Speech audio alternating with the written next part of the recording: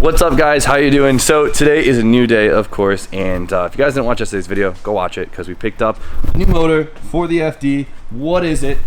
1J. VVTi. Yeah, it's cool. So this is if you guys don't know what a 1J is, it's kind of like a 2J. It's very similar to a 2J, and you guys all know the 2J. But this is a 2.5 liter straight six. This one is a single turbo because it is a VVTi. They have a twin turbo model, which is a non-VVTi, but we can get a little more power out of this one, so we went with the VVTi. And I think it looks cooler. I mean, it looks like a loaf of bread, but I'm about it. So today is another big day for the FD. We're actually going to pick up the transmission for it today, which is pretty cool. I mentioned I already did have it. So I bought it probably 6 months ago from one of my friends when they just needed to off all their stuff and they needed money. And they gave me a good deal, so I couldn't let it pass. So it's been actually sitting in my friend's garage for like 6 months. So we're gonna go finally pick it up, get it down here, and do all that good stuff. And we're also gonna go help Bobby G. You guys know who Bobby G is with the SC300. Also 1J car, but his is a non-VVTi. He's been having a lot of electrical issues with it lately, and he's been getting really frustrated, really discouraged, and he's one of my good friends, so I promised I'd go up there and at least try and help him with it, see if I could do anything, because I tend to be a little decent with electrical stuff. So that's the goal for today. So cool day, but we're not going to leave probably for another 2 hours. So what we're going to do is we're going to do a little bit more tear down on the JZ because we do have some time. We don't have to take much apart. Like I said, guys, we're going to leave this actually pretty stock for now, but what I do have to do is a lot of random stuff. One being the engine harness. We could take this whole entire thing off. I can't use it, unfortunately. This one's too chopped up. I would love to mod it to work for my chassis. It's super doable. But we're gonna go different routes. But there's a few things we could delete. There's a few emission thing on here, and there's a few lines we could get rid of. So I guess let's start unbolting shit. Let's get to work. So completely forgot to record. I thought it was recording. You know what? I don't do that often. But we started undoing the wire harness. Now they snake a lot of it in the intake. Hope I don't take the intake off. I might. But got the coil pack cover off. It's like a 2-piece thing. It's pretty cool, but as you can see, this dirty bitch over here. Oh yeah, she dusty. All right, so like I said, the harness actually snakes through the intake, which means we have to take the intake off to get the harness actually out. You guys can see there's quite a bit of lines that actually run underneath it, and a lot of these we can actually get rid of, which is pretty cool. One's a vacuum line that we don't need. One is a coolant line that we don't need. The coolant line is the one that goes to the throttle body, that warms the throttle body up, which realistically, if we're not dealing, we could delete this. And then the fuel line, we can reroute it, so we're gonna remove this whole entire piece.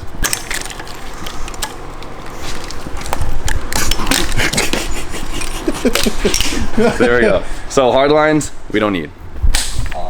So, like I was saying, there's a coolant line that actually ran through them to the throttle body, and it actually comes out of the other end of the throttle body and back into the head. That is to warm your throttle body up on cold ass days, but we're not gonna drive this in the winter. So we're gonna delete that hole. And then I don't know what this little valve is here, but I know we don't need it, so we're gonna get rid of that. And that should simplify this whole area, so nice and easy. And now it's time to remove the intake. And now it's time to remove the intake. I lost my other extension, so we're kind of stuck using this 2-footer. It's all right. Sweet. There it is. In all of her grimy glory. Oh my god. Yeah, you know what? The valves are really clean, but the intake ports are fucking disgusting. I guess it's probably just the way that the fuel is injected. See how they're the head itself, besides cylinder 6, is really clean.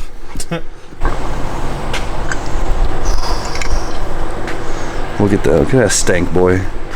Ooh, she is dirty. Yeah, she is. A little bit of purple power. Guys, so this is the simplest. We're gonna get it done for now. Nice and easy. Harness off, intake off, whatever. At this point, I gotta figure out what gaskets I want to order them up, and we're gonna bang them out and just get ready for the car. It's gonna be nice and simple. Keep it clean, keep it stock for now. Get the car running, and then go from there. But we're gonna head up, grab my transmission and all that stuff, and then head to Bobby G's, and I'm excited. So let's hit the road.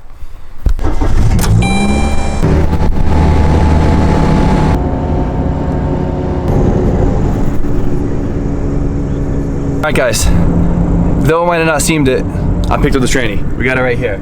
So, like I said, I just passed Bobby G's house. Luckily, the transmission literally is less than a mile from Bobby's house, so it works out pretty good. Ended up talking to my friend's dad for a long time. He's got a lot of cool cars being built right now. Some really crazy stuff. Maybe I'll show you guys another day, but just kind of in and out. And we're at Bobby's now, and we're gonna get to work on his 1J. I think this is his house. Yeah, there it is. A little off-road action here. Bobby's actually pretty lucky because he has a whole garage all the way in the back to himself. What's up, Bobby? How are you? I'm good. How are you? When'd you get that? A few weeks ago. Oh, that's nice. I thought just swapping the chassis harness over to that one was gonna fix it, but it didn't do anything. Oh boy. All right, guys. So here it is, Bobby G's SC300 with a 1J in it, like we're doing. This is just a non-VVTi, so we got the Lego. So Bobby has had some issues where you're not getting what, spark? Is that what it is? I think so. I'm not too sure. So it's just not running. Yeah. So Bobby has had electrical issues on this chassis since like day one. He had a big issue where he kind of ripped his harness out with his wheel by accident, and I don't think it's ever been the same ever since. It's never been the same. So I'm here to see if I can help. So hopefully I'm useful and we can get it to run. Now we're gonna check to see if it's even getting spark. Sound good? I'm just gonna watch this. All right, so the coil packs are getting power. They might not get trigger though. No. So the coil packs aren't firing.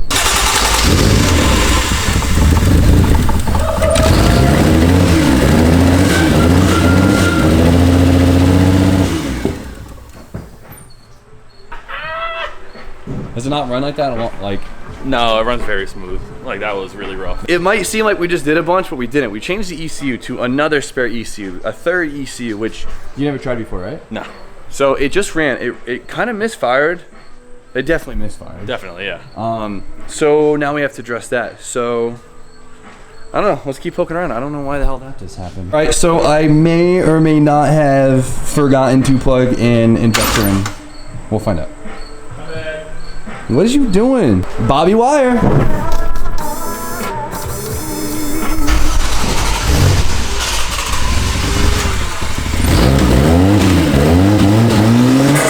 Woo!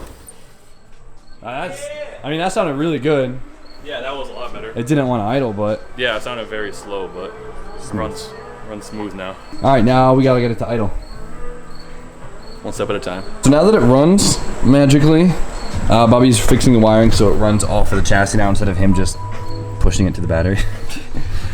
It's okay. And then from there, Bobby thinks that he messed with the TPS. So we're gonna put it to TPS and that should correct the idle, hopefully. All right, guys, now that I'm gonna show you guys the transmission I just bought. So this is a CD009. This is a 350Z transmission. This came out of an 07 HR, so it's a true CD09. It's not no CD08, CD01. It has 20,000 original miles on it. Thing's fresh. Really happy about it. Thing looks brand. I mean, look, it looks brand new. The thing is literally brand new. I got a fire deal on it, and what I got with it too is the Collins adapter plate kit. I just dropped everything, but there it is. This will adapt the transmission to to the 1J without having to do any modifications to the bell housing. Now in the long run, it's gonna be a little bit harder and a little bit more expensive to bolt the CD09 into the car, but performance-wise, you want to tell them why it's better? Why what's better? The CD09 versus the R154 or the W58? Because you're not gonna blow it up and have to change trannies every 3 events. Exactly. So there's 2 transmissions that people usually use with the JZs, and besides that really expensive super trans, there's the R154 and W58. W58 is a more affordable option. That's what a lot of drifters have. They tend to blow up at 300 horsepower depending on how you drive. So we'll leave that because some guys think they're indestructible. Other people, they blow them up at like 200 horsepower. The better option is the R154. That is the more desired one. Very expensive transmission. Like a shitty one goes for $1,500 if you could find it. A really good one goes for like $25. So they're not cheap. The gearing is as good as the CD09 and it's just not as smooth. So the long-term high-end goal for high-end power is the Cedo 9, and we got it. Redo it. I wish I could just like eat shit like that. It's a loud pack right here. Oh, is it? Yeah. Is it not boof? No, no. Dead stare, dude. Oh, as he. Oh, what a dick. Dude stares me in the eyes as he takes a shit. What an asshole. With the death stare. Oh, he's still staring at me. What do you want to? You want to go? All right, we're gonna try and start it, Bobby.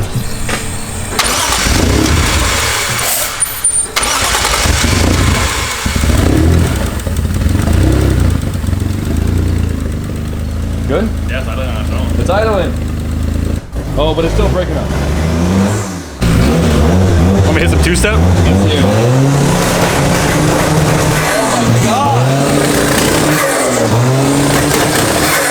My eyes are burning. Oh my. Well, it runs, it idles, it two steps, but it misfires. And my eyes are burning. So this ECU and this ECU are trashed. So You have 1 out of 3 that are we have good. 1 out of 3, and it runs. We have power. We have a good power source to the ECU now, and the fuel pump, and it's running. It's just breaking up under watt, I guess you would say, or under load, and yeah, under heavy throttling. So 1 step closer. I don't know. It's running. It's running. Perfect. 1 step closer to the track. That's all that matters. All right, Bobby G. I'll catch you later. Yeah. All right, homie.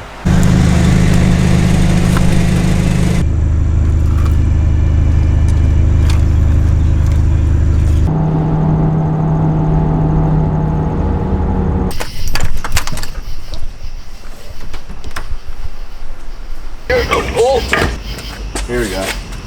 This is a big bitch. Holy fuck. Oh yeah. Alright guys, so we got the engine. We now have the tranny, which is, God, this thing is absolutely massive. I hope this fits. And we kind of have the adapter kit. We're gonna figure out which way we're gonna go. If we're gonna use a Collins, or if we're gonna use the whatever brand it is that uses the auto bell housing. I don't know. We'll figure it out. So the last piece of the puzzle is a rear sump pan. I talked about it yesterday. As you can see, Jay-Z, right here. Oil pan in the front. Front sump, makes sense, right? So rear sump, they take it and they bring it back here. Now, basically, I think just the Sora and one other car came with them in the VVTIs. On the FD, The steering rack is in the front, which means the oil pan can't go in the front. But I have a giant hole in the rear, so a rear sump will fit perfectly, hopefully, in that hole. so there's kind of 2 options. I could either go online and pay like $600 to $800 for the whole setup. They sell kits online, or I could buy a motor out of an SC300, which is an NA2J, but since they're all basically the same and all bolt together, and that came rear sump. So I actually found one in New York tomorrow, which is sick. No, it's more freaking driving, but I want to get this.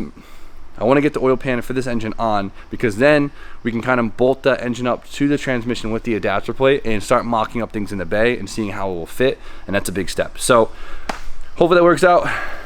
If not, we're gonna get the stuff for the BMW. I don't know, either do that tomorrow or Saturday. I don't know. Don't hold me to it. But that's about it for today. So hope you guys liked today's video. So you know the deal. Like, comment, subscribe. Stay tuned for more content, and have a good night.